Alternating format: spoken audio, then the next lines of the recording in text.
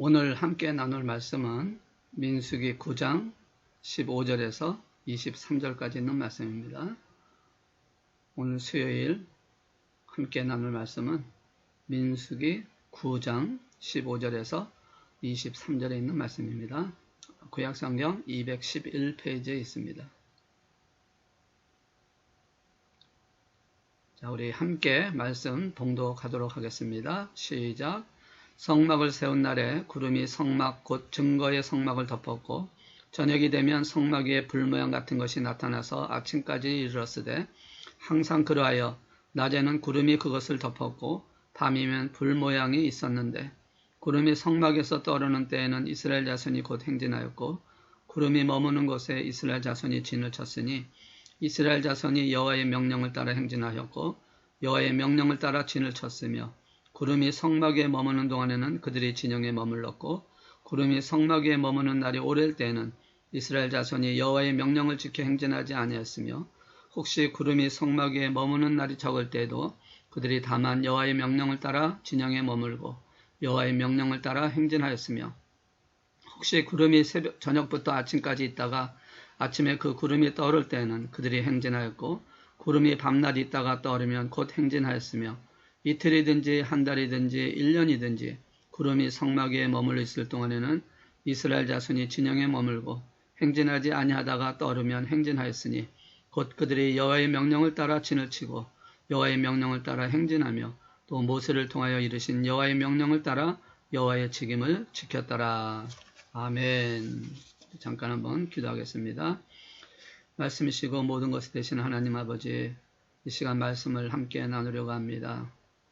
아버지 하나님, 이렇게 영상으로 예배를 드리지만 아버지 이 시간 성령님 함께 해주셔서 성령의 능력이 이 시간 예배하는 자에게 임하게 해주시고 전하는 자나 듣는 자에게 하나가 되게 하신 역사를 통해서 살아계신 예수 그리스도를 만나게 하여 주시옵소서.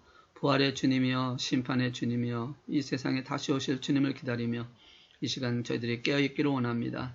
아버지 하나님, 비록 우리가 현장 예배를 드리지는 못하지만 이 영상 예배를 통해서 하나님의 영광을 체험하게 하시고 하나님 은혜 가운데 회복되게 하여 주시고 이 때를 잘 이겨서 정말 마지막 때에 하나님께 크게 쓰임받은 우리 마흔함교회 성도가 되게 하시고 우리 마흔함교회가 되도록 축복하여 주시옵소서. 이종은 십자가에 대해 가려주시고 오늘도 말씀을 증거할 때 하나님의 능력과 살아계신 예수님만 증거되게 축복하여 주시옵소서. 우리 주 예수 그리스도의 이름으로 기도드리옵나이다. 아멘. 할렐루야. 벌써 3주 정도 됩니다. 이렇게 주중에 영상으로 예배를 드려야 되는 이 시간이 참 마음이 아프고 또 안타깝지만 또한 이 기회를 통해서 우리가 서로 하나님 앞에 더 가까이 갈 수 있는 시간이고 또 개인적인 시간을 통해서 성령의 능력과 인도하심을 따라서 승리할 수 있는 그런 시간이 되기를 주의 이름으로 축원합니다. 오늘날의 교회를 광야의 교회와 비슷하다. 이스라엘 백성들이 애굽에서 나와서 가나안 땅에 들어가기 위하여 광야에서 40년간 방황하며 또 하나님께 이끌렸던 그 모습을 성경은 광야교회다라고 표현을 하고 있습니다. 사도행전 7장 38절에 있는 말씀 보니까 분명히 그렇게 말씀을 하고 있습니다. 시내산에서 말하던 그 천사와 우리 조상들과 함께 광야교회에 있었고 또 살아있는 말씀을 받아 우리에게 주던 자가 이 사람이라 라고 말씀하고 있습니다. 광야교회에 있었다. 시내산에서 말하던 그 천사와 우리 조상들과 함께 광야교회에 있었다. 그래서 이스라엘 백성들이 애굽에서 나와서 광야 생활을 하는 것을 광야교회라고 표현을 하고 있다는 것이죠. 이스라엘 백성들이 나왔던 그 광야는 위험에 노출되어 있는 것, 안전한 것이 아닙니다. 내부적으로는 불평과 불만의 위험이 있었고 외부적으로는 광야에 사는 다른 민족들의 침략이 있었기 때문에 사실상 항상 두려움과 위험 속에서 있었던 그런 상황입니다. 그리고 또 그뿐만 아니라 자연적인 것도 그들에게는 위험의 도구가 되었죠. 낮의 해와 밤의 달이 그렇다라고 성경은 말씀하고 있습니다. 낮의 해는 왜 위험할까요? 바로 광야에서 일어나고 있는 이 낮에는 뜨겁기 때문에 잘못하면 일사병으로 힘든 상황이 될 수가 있습니다. 그래서 위험한 상황이었고 밤의 달은 갑자기 날씨가 추워지는 그런 상황이기 때문에 추위로 인해서 동사할 수도 있는 그런 상황이기 때문에 낮의 해나 밤의 달도 사실상 위협적인 것이었다라고 말씀을 하고 있습니다. 그럼에도 불구하고 이 광야교회는 하나님의 인도하심이 있었기 때문에 그 모든 것을 이길 수 있었다라고 말씀을 하고 있습니다. 이 광야교회는 하나님의 인도하심이 있었습니다. 낮에는 바람, 구름 기둥으로, 밤에는 불 기둥으로 인도하셨죠. 그래서 더위와 추위 그리고 이러한 모든 것을 통해서 마음도 보호하시고 또 모든 적으로부터도 도와하시고 인도하셨던 그 하나님이신 것을 말씀합니다. 다시 말해서 광야교회는 이런 의미를 갖고 있습니다. 하나님의 도움 없이는 살아갈 수 없다. 지금 우리 현실의 교회도 광야와 같은 교회죠. 내부적으로도 그렇고 외부적으로도 위험할 수밖에 없는 그런 모습.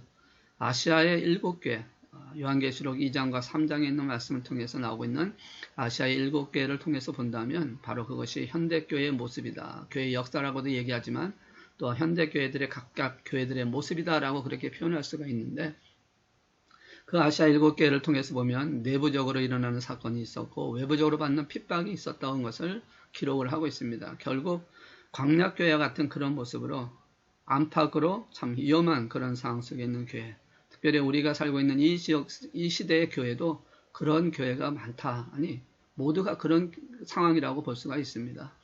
내적으로는 진리 안에서 그리고 교리 안에서 그리고 사람과의 관계 속에서 일어나는 문제가 있는가 하면 외부적으로는 지금 우리가 겪고 있는 물론 핍박은 아니지만 이런 그 코로나 바이러스로 인해서 오는 외부적인 그런 그 도전들 때문에 사실상 교회가 주중에도 그렇고 또 어떤 교회들은 주일날에조차도 예배가 교회당이 있음에도 불구하고 예배를 드리지 못하는 그 모습을 보면 참으로 참 안타깝는 그런 마음이 듭니다.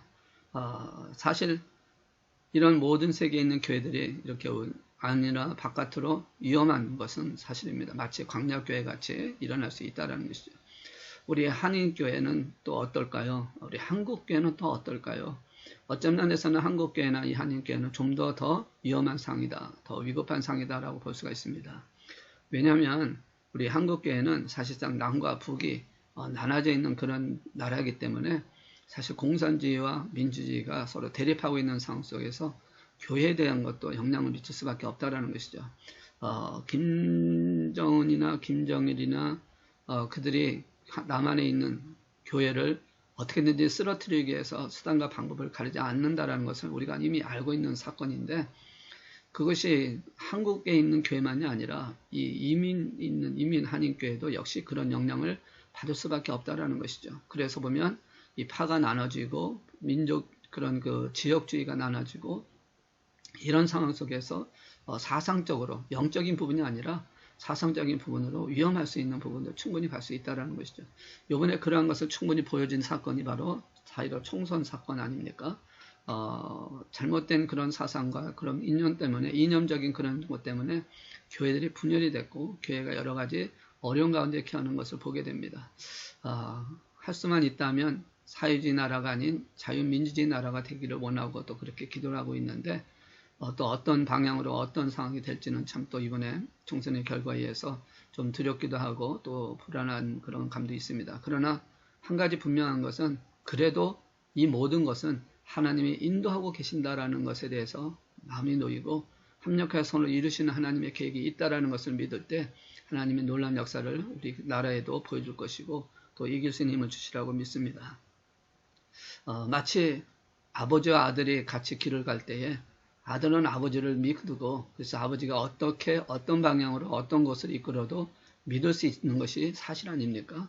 물론 이 시대가 이제 악해져 가지고 아버지와 아들이 서로 불신하는 그런 시대도 참 많이 됐다고 하지만 우리가 보편적으로 얘기한다면 부모와 자식 간에 그것을 통해 보면 자식은 부모를 믿게 되는 것이 당연한 것입니다.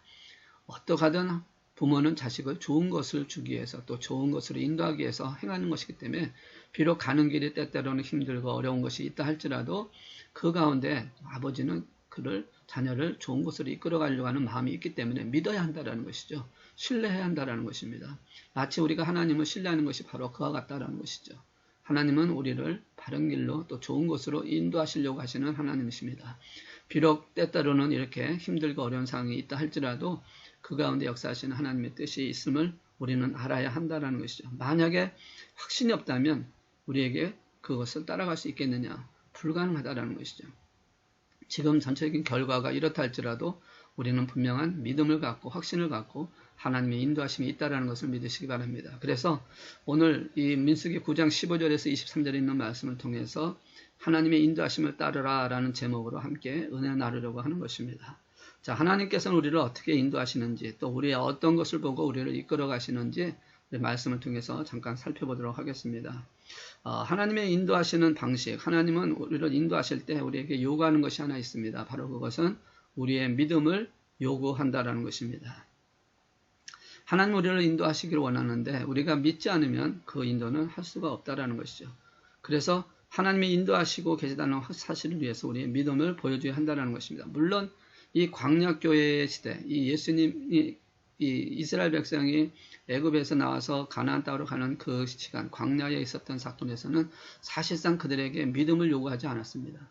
왜냐하면 믿음을 요구하지 않은 이유는 이미 보여지는 사건이기 때문에, 이미 알고 있었던 사건이기 때문에 그들에게 믿음을 요구한 것이 아닙니다. 왜? 이미 알고 있었으니까.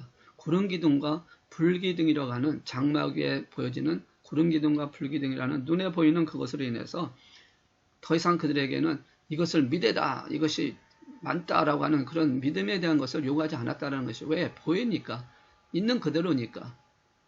그래서 오늘 이것이 말씀 한번 보시면 그렇게 말씀하고 있지 않습니까? 구름이 성막에 떠오른 때는 이스라엘 자손이 행진했고, 구름이 머무는 곳에는 이스라엘 자손이 진을 쳤고, 그래서 머무는 날과 떠나는 날 따라서 움직이기도 하고 쓰기도 하고, 그것이 하루가 되든 이틀이 되든 아니면 1년이 되든 상관하지 아니하고 구름에 의해서 움직이는, 불기둥에 의해서 움직이는 그런 모습을 말씀을 하고 있다는 것이죠. 이것은 하나님의 인도하심에 대해서 의심할 필요가 없다는 것입니다. 왜? 하나님이 보여주시니까, 그 방향을 보여주셨으니까. 이것이 이스라엘 백성들만이 아니라 다른 민족도 그것을 볼 수가 있었다는 것이죠. 왜? 성막 위에 떠있는 불, 구름기둥 그런 것을 봤으니까, 저 민족은 하나님이 인도하시는구나 라는 것을 다른 민족도 알 수 있게끔 보여주셨다는 것이죠. 그러니까 사실은 그들에게 요구하는 믿음이라는 것, 이것이 하나님의 인도하시다라는 것을 믿게 하고자 하는 그런 것이 필요하지 않았다는 것입니다. 왜? 눈에 보이는 방법으로 인도하셨기 때문에 그렇다는 것이죠. 물론 이 방법을 계속해서 이끌었으면 얼마나 좋겠습니까? 우리에게도 눈에 보이는 방법으로 이끌어 주셨다면 우리가 얼마나 좋겠습니까? 그러나 하나님께서는 그러지 아니하시고 이것을 계속해서 간 것이 아니라 어느 순간에 그것을 보이지 않게 바꾸셨습니다. 가나안 땅에 들어가서 이제 가나안 땅에서 이제 정복하고, 그리고서는 솔로몬 때 성전을 건축을 하게 됩니다. 이 성전을 건축함으로 인해서 그 성전에서 구름이, 바로 성막 바깥에 있던 구름이 성전 안으로 들어가서 성소에 구름이 들어가는 것을 성경은 말씀을 하고 있습니다. 열왕기상 8장 11절에 보시면 이렇게 말씀합니다. 제사장이 그 구름으로 말미암아 능히 서서 섬기지 못하였으니 이는 여호와의 영광이 여호와의 성전에 가득함이었더라 라고 말씀하고 있다는 것이죠. 그러니까 제사장이 그 구름으로 말미암아 어디에? 성소 안에. 그러니까 장막 밖에 있던 그 구름기둥, 불기둥이 성전이 건축되고 났을 때는 성소 안으로 들어와서 구름으로 그것을 덮었다라고 말씀을 하고 있다는 것이죠. 그래서 이제는 성소에서 이루어지는 사건, 제1성전이었던 솔로몬 성전에서 구름으로 덮음으로 말미암아 하나님의 임재, 하나님의 영광, 하나님의 인도하심이 이제는 성막이 아닌 정착되어 있는 성전 안에 계시다라는 것을 말씀합니다. 그리고 나서는 이제 또 구름이 이제 보이지 않게 되는데, 그것이 바로 제2성전은 스룹바벨의 성전 때에 그것이 일어납니다. 스룹바벨 성전은 성전을 짓고 난 후에 이제는 구름이 사라져버리고, 그렇다고 해서 구름이 사라졌으니까 하나님의 인도가 끝났다, 아니면 하나님의 영광이 끝났다, 그게 아니라 보이지 않는 것이지만 그러나 그 안에 지금도 계속해서 하나님의 임재와 하나님의 인도하심이 있다는 것을 말씀합니다. 우리 학개 2장 9절에 있는 말씀 보시면 이렇게 말씀합니다. 이 성전의 나중 영광이 이전 영광보다 크리라. 만군의 여호와의 말이니라. 내가 이것에 평강을 주리라. 만군의 여호와의 말이니라. 그러니까 지금 구름은 보이지 않지만 그것이 뭐예요? 영광이 있다. 그리고 그 영광이 이제 나중에 더 큰 영광으로 나타날 것이고, 이것으로 인해서 평강이 일어날 것이다 라고 하는 말씀을 하고 있다라는 것이죠. 그러니까 이제는 제2의 성전인 스룹바벨 성전에서 구름이 사라졌지만 그렇다고 해서 하나님의 임재가 사라진 것이 아니라 그대로 계시고 영광이 있지. 물론 솔로몬의 성전보다는 작지만 그곳에 하나님의 임재하심이 있고 하나님의 인도하심이 있었고, 비록 구름은 보이지 않지만 이제 이곳에 하나님의 역사, 다시 더 큰 영광으로 나타낸다. 이것이 바로 제3의 성전이었던 헤롯 성전에 나타나신 예수님을 통해서 말씀을 하고 있다는 것이죠. 그러니까 제3의 성전인 헤롯 성전에서는 예수님께서 직접 그 안에서 하나님의 인도하심을 발휘해주는 사건까지 가였다라고 말씀을 하는 것입니다. 예수님의 공생애 동안에는 하나님의 교회가 하나님의 인도를 의심할 필요가 없었다는 것이죠. 그러니까 지금 신약시대에 예수님까지 있었던 그 상황까지, 애굽에서 나와서 광야교회, 그리고 솔로몬의 성전, 스룹바벨의 성전, 헤롯 성전, 이 과정에서는 구름, 밖에 보였던 모든 사람이 볼 수 있었던 구름에서 안에 들어가 있는 구름, 그리고 구름이 떨어졌지만 영광이 있었던 그 스룹바벨, 그리고 이제는 제3의 성전인 헤롯 성전은 그 영광이신 예수님께서 직접 오셔서 그 모든 것을 보여주시고 인도하셨다는 것을 말씀을 통해서 지금까지는 믿음에 대한 것이 필요가 없었다는 것입니다. 왜? 보여지니까 그대로 따라만 가면 되는 것입니다. 눈에 보이는 대로 가면 되는 것이기 때문에 이 하나님의 인도를 의심할 필요가 없었기 때문에 예수님까지 직접적으로 보고 눈으로 보고 만질 수 있는 실체였기 때문에 믿음이 그렇게 필요하지 않았다는 것입니다. 왜? 하나님의 인도에 대해서는 그렇다는 것이, 물론 구원에 대한 것과 다른 것은 다르지만 하나님의 인도하심에 대해서는 어떤 증거를, 그래서 신뢰하거나 어떤 믿음을 필요로 하는 게 아니라 눈에 보이는 대로 하면 됐기 때문에 그대로 하면 됐다라는 것을 말씀을 하고 있습니다. 신약시대에 왔을 때 예수님만 따르면 됐습니다. 왜? 예수님이 바로 인도자시니까 예수님이 말씀대로 순종하면 됩니다. 예수님만 따라가시면 됩니다. 그러나 이제는 지금은 어떻습니까? 지금은 예수님이 십자가에 죽으시고 그리고 부활하시고 난 후에 승천하시고 난 후에 우리에게 또 다른 보혜사이신 성령님이 우리 심령 속에 들어와서 이제는 우리 안에 들어와서 우리가 성전이 됨으로 말미암아 눈에 보이는 성령님, 눈에 보이는 하나님의 인도가 아니라 이제는 눈에 보이지 않는 가시적인 그런 형상이 아니라 눈에 보이지 않는 형상이기 때문에 이제는 뭐가 필요하다? 이제는 하나님을 향한 믿음이 필요하다는 것입니다. 하나님께서, 아니 또 다른 보혜사이신 성령님께서 나를 인도하고 계신다는 사실에 대해서 믿음이 필요하다는 것이에요. 왜? 눈에 보이지 않기 때문에 사실상 믿기 어렵지만 이 믿음의 고백을 통해서 하나님 역사하신다는 것이죠. 여러분, 코로나 바이러스가 그 작은 미생물이 눈에 보이지 않습니다. 그런데 우리는 있다라는 것을 믿게 됩니다. 왜? 그런 결과적인 사건을 보니까. 예수님의 보내신 또 다른 보혜사 성령, 그것은 보이지 않습니다. 그렇기 때문에 보이지 않는 대상에 대해서는 믿음이 필요하다라는 것이죠. 이 믿음이 필요한 것을 어떻게 표현하고 있냐면 두 가지 믿음을 표현하고 있는데, 첫째는 하나님이 우리와 함께 임재하고 계신다는 믿음이 필요합니다. 지금 이 순간 예배하는 가운데, 비록 우리가 영상 예배로 드리고는 있지만 이 순간 예배 드리는 이 가운데에 하나님이 함께하고 계신다, 예수님께서 함께 가신다, 또 다른 보혜사신 성령님이 나와 함께 계신다는 이 믿음의 고백이 있을 때 우리의 믿음을 통해서 하나님의 역사가 일어나고 하나님의 인도하심이 있다는 것입니다. 아멘. 정말 우리가 하나님이 나와 함께하고 임재하고 계신다는 이 믿음의 고백을 할 때 우리는 지금 우리의 말이나 우리의 행동이나 우리의 생활이나 이 모든 것을 하나님 앞에서 하는 것처럼 바꿔야 한다는 것이 중요합니다. 우리가 하나님 앞에 있습니다라는 고백을 하면서도 우리의 말과 행동이 만약에 하나님 원하지 않는다면 그것은 기만하는 것이고 거짓말이다라는 것이죠. 우리에게 요구하시는 믿음은 바로 하나님이 지금 함께 임재하고 계신다는 믿음을 부르시고 계신다는 겁니다. 그럴 때 하나님이 인도하시기 시작한다는 것이죠. 두 번째로 우리를 있는 가드 믿음은 그런 우리를 하나님께서 인도하고 계신다라고 하는 믿음을 고백해야 한다는 것입니다. 지금 나와 함께하고 계시는 하나님, 그리고 나를 이끌어가고 계시는 하나님이시는 믿음을 하나님은 원하고 계신다는 것이죠. 이스라엘 백성들의 모습을 한번 보시기 바랍니다. 광야길을 걸어갈 때 얼마나 막막했겠습니까? 얼마나 험한 길이었겠습니까? 얼마나 불평하고 있겠습니까? 그럼에도 불구하고 두 기둥이 있었기 때문에 그 두 기둥은 떠나지 않고 있었다는 것이죠. 이스라엘 백성들이 얼마나 불평 많이 했고 얼마나 원망 많이 했습니까? 그런 상황에서 두 기둥은 떠나지 않고 있었다는 것이죠. 왜냐하면 하나님의 약속이 있었기 때문에 그렇습니다. 마찬가지로 보혜사 성령이신 그 예수님께서 우리에게서 떠나지 아니하시고 우리를 계속 인도해주고 있다라고 말씀하고 있다라는 것이죠. 로마서 8장 14절에 있는 말씀 보시면 이렇게 말씀을 합니다. 무릇 하나님의 영으로 인도함을 받은 사람은 곧 하나님의 아들이니라. 하나님의 아들, 하나님의 자녀된 사람이기 때문에 하나님의 영으로 인도받는 사람이다라는 것이에요. 그것은 지금도 똑같다는 것입니다. 왜? 하나님의 자녀가 되었기 때문에, 하나님이 선택한 자였기 때문에 그렇게 되어졌다라고 말씀하고 있다는 것이죠. 지금 나의 삶이 어떻든, 우리의 교회 상황이 어떻든 하나님은 우리의 마음에 계시고 우리의 삶을 인도하고 계신다는 사실을 믿으시길 주의 이름으로 축원합니다. 하나님께서 우리 교회에, 하나님의 교회는 이 바른 길로 인도하고 계신다는 사실을 믿음으로 우리가 하나님 앞에 다가면 하나님께서 우리를 이끌어 가신다는 것이에요. 우리에게 놀라운 역사를 보여주신다는 것입니다. 그러면 우리를 어떻게 그렇게 이끌어 가실까? 구약의 부름기둥과 불기둥 인도 방식에는 분명한 특징이 있다는 것입니다. 그냥 인도하시는 게 아니라 이런 자에게 인도하셨다.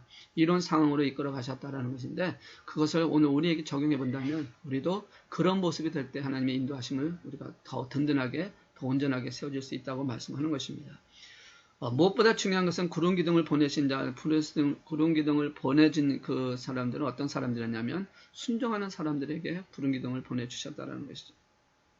하나님의 인도를 받기를 원하십니까? 순종하는 마음이 있어야 한다는 것입니다. 당연히 불순종하는 사람은 하나님의 인도하심이 사라지는 것이죠. 너무 사실이죠. 이것은 불변할 수 없는 것입니다. 우리가 세상에서도 순종하는 사람에게 계속 인도하지 불순종하는 사람은 이끌어 가려고 하지 않습니다. 안 듣는데 왜 말씀을 하겠습니까? 순종하는 자에게 구름기둥을 주신다는 것이죠. 성경에 있는 말씀을 통해 보시면 이 구름기둥이 나타났던 사건이 바로 유월절 사건 이후에 나타난 사건이었던 것을 말씀합니다. 제일 먼저 구름기둥과 불기둥이 나타난 사건은 출애굽기 13장 21절에 있는 말씀입니다. 거기 보시면 여호와께서 그들 앞에서 가시매 낮에는 구름기둥으로 그들의 길을 인도하시고 밤에는 불기둥을 그들에게 비추사 낮이나 밤이나 진능하게 하시니 라고 말씀합니다.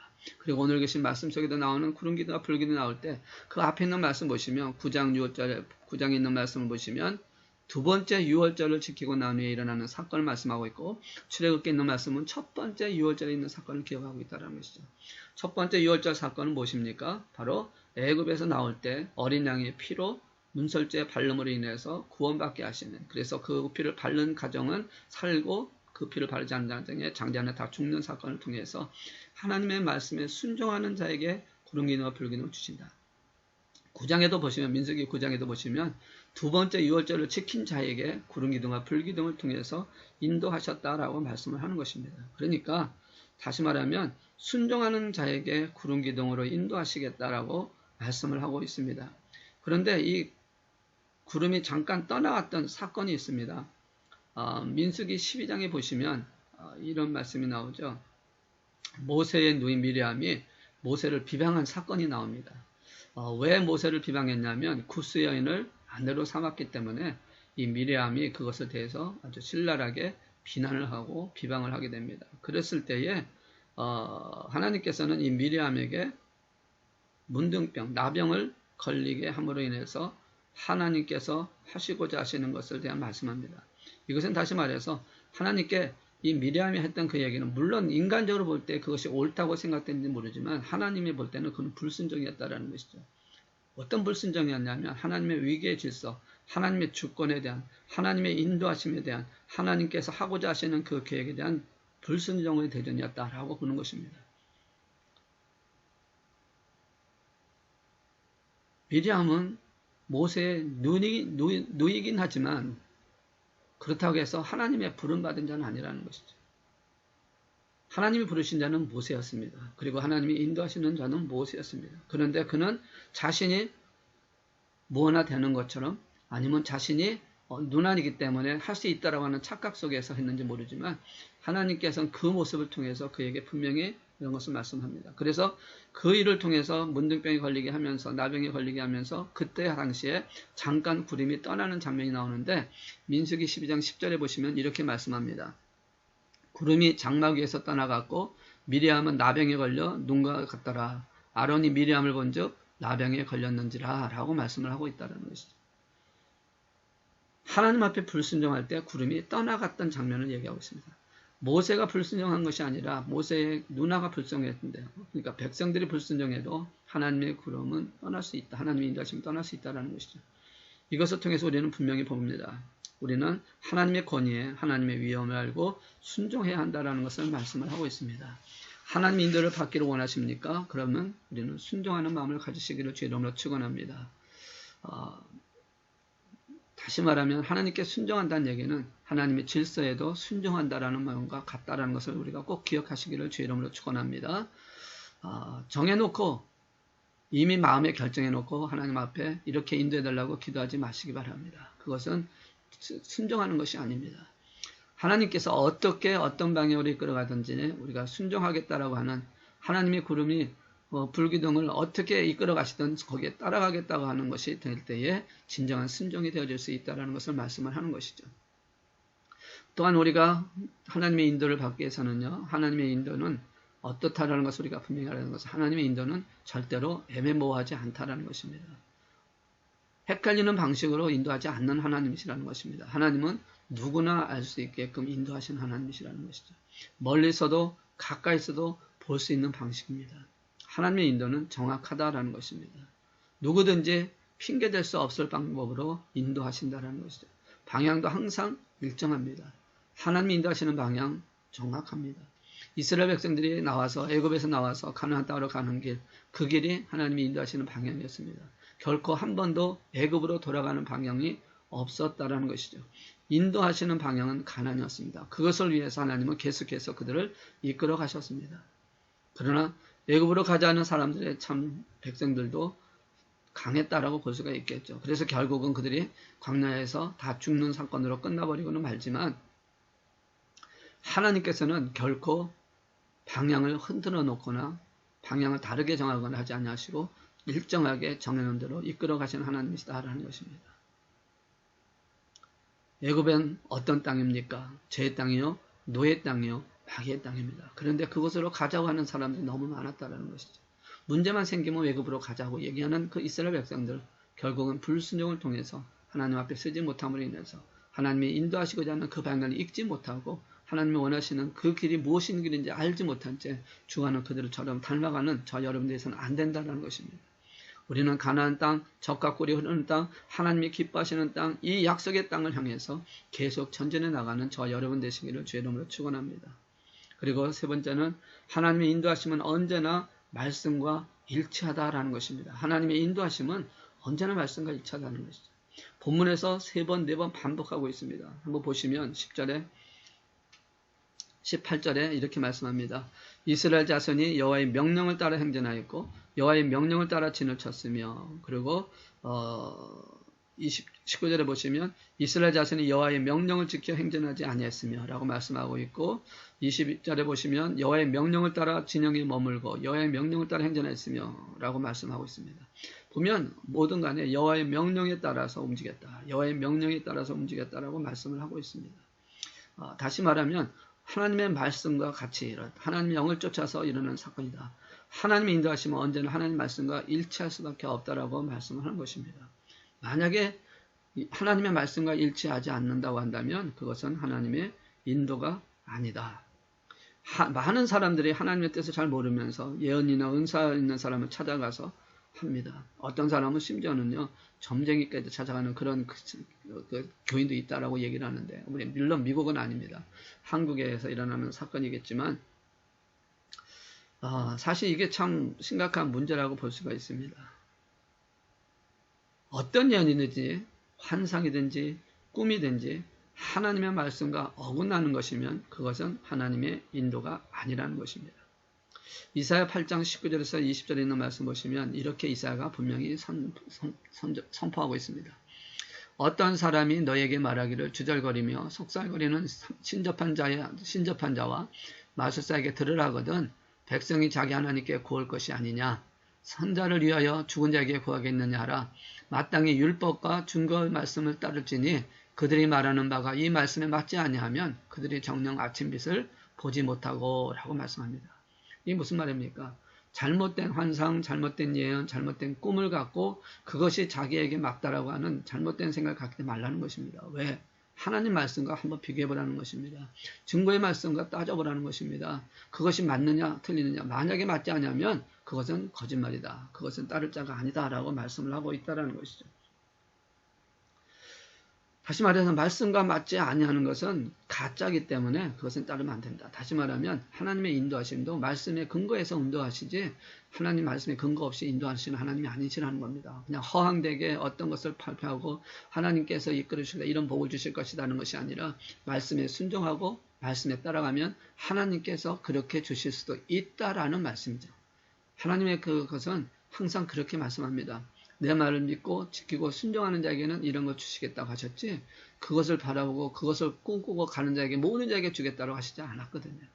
그러니까 말씀에 근거해서 일어난 사건이라는 것을 분명히 알아야 한다는 것입니다. 신명기 29장 29절에도 그렇게 말씀하고 있습니다. 감춰진 일은 우리 하나님 여호와께 속하였거니와 나타난 일은 영원히 우리와 주사님에게 속하였나니 이는 우리에게 율법의 모든 말씀을 행하게 하심이니라. 그러니까 감추인 것이 있고 나타난 것이 있는데 감추인 것은 하나님께 속한 것이기 때문에 우리가 거기에 대한 간섭을 생각할 필요도 없다는 겁니다. 오직 나타난 일에서만 우리가 그것의 율법의 모든 말씀을 이루게 되느냐 사건이라는 것이죠. 그러니까 우리의 미래에 대해서는 나타나지 아니했으면 거기에 대해서 우리가 관심을 가질 필요가 없습니다. 우리는 그저 하나님의 말씀을 붙들고 하나님의 말씀대로 따라가면 되는 것입니다. 나타난 일의 영혼이 나타난 상황 속에서 일어난 것에 우리는 최선을 다해서 주님을 기뻐하시는 일을 따라가는 것이다라는 것이죠. 그러니까 우리가 알아야 할 것은 나타난 일이 된 것입니다. 하나님의 기뻐하신 뜻이 뭔지 하나님의 인도에 대한 믿음을 갖고 나가는 것입니다. 하나님 우리를 어디로 인도하시든지 하나님의 인도하심을 믿고 따르는 것이 중요하다는 것이죠. 광야에서 40년을 동안에 갔던 중요한 건 그것이 중요한 게 어떻게 어떤 방향으로 갔냐가 중요한 것이 아니라 그 방향이 어디였냐가 중요합니다. 그래서 장소 어떤 상황 속에서 주님이 어떻게 이끌어가든 간에 하나님의 인도하심이 있다라고 하는 믿음을 갖고 그것을 바라보며 가는 자에게는 하나님 역사가 일어난다라는 것이죠.